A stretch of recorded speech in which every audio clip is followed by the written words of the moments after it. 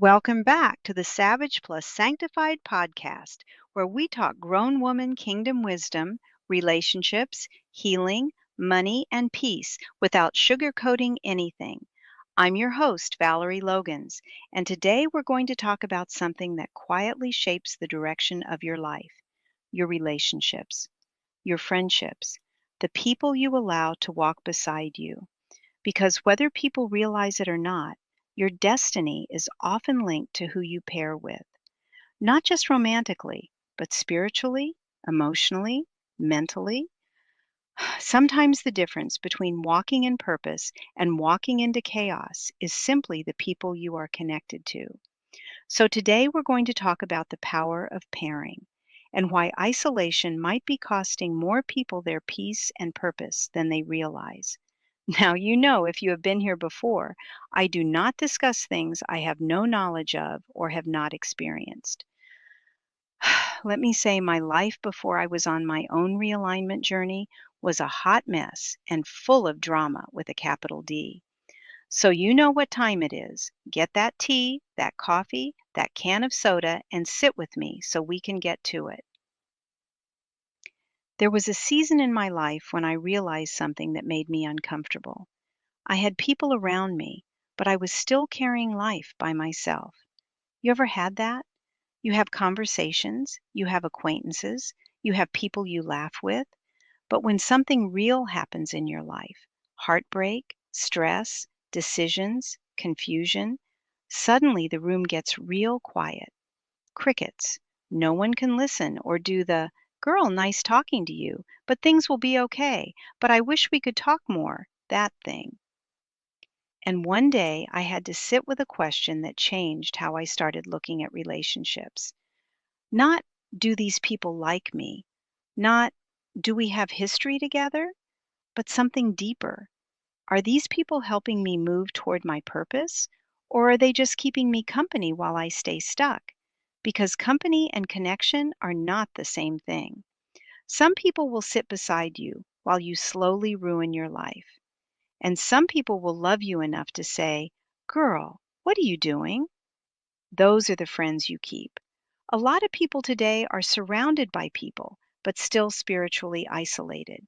You can have family, you can have coworkers, you can have followers online, but when life actually hits you with something real, suddenly you're trying to figure it out alone. And part of the reason is because many relationships exist out of proximity, not purpose.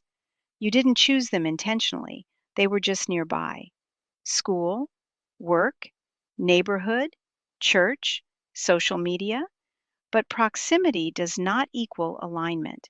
Just because someone is around you does not mean they are assigned to your destiny. Now let's go a little deeper into something people don't always want to talk about. Sometimes the first relationships that shape us are the ones we grew up around. And let's be honest, not every family environment teaches healthy relationships. Some people grew up in homes where communication meant yelling. Some people grew up where love meant control. Some people grew up where silence meant punishment. And some people grew up in families where loyalty was demanded, but respect was optional.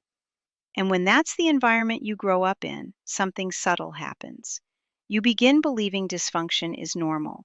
You begin believing chaos is just part of love. So later in life, you say you want peace, but the patterns you learned are still quietly running the show. That's why some people say they want healthy relationships, but they keep choosing the same kind of chaos they grew up around. Because familiar does not always mean healthy. Sometimes it just means comfortable dysfunction. Now that is a mouthful, but real. Comfortable dysfunction. You might not realize you have no real reference to healthy interaction with people.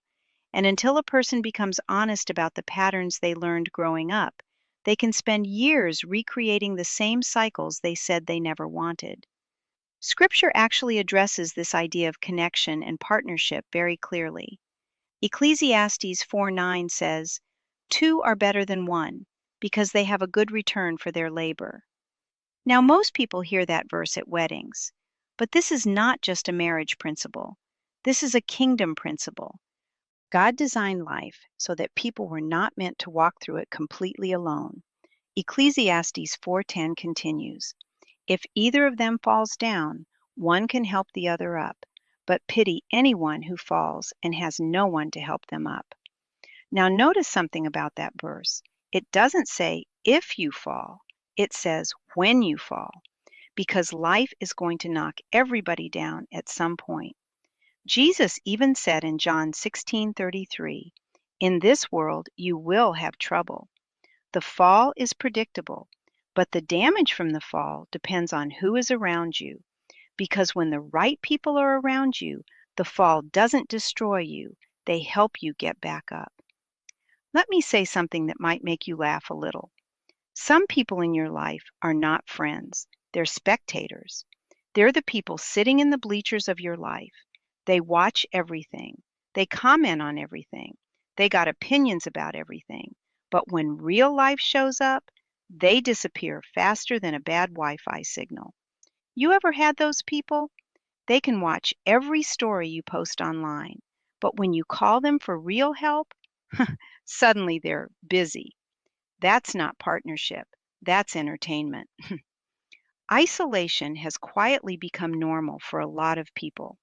People say things like, "I move alone. I trust nobody. I don't need anyone." All those little cute mottos just to justify why they cannot find healthy partnerships. That mindset is not strength. Actually, it's pain that never healed, or it's disappointment that turned into distance. Let's just say it straight up, bitterness. But the kingdom was never designed for isolation. Proverbs 27:17 says, "As iron sharpens iron, so one person sharpens another." Growth requires connection. Healing requires safe relationships. Purpose requires partnership. Even Jesus didn't do ministry alone. When he sent the disciples out into the world, he sent them two by two. If Jesus understood the power of pairing, we probably shouldn't ignore it. People often drift away from purpose for three reasons. Sometimes people drift because they're wild. Let's just be honest. Some people know exactly what they're doing. They just don't want to change. Sometimes people drift because they're wounded. Pain can make people stop trusting, stop believing, stop trying. And sometimes people drift simply because they're tired. Life hits them one too many times. But the right people in your life can keep you from completely losing your way.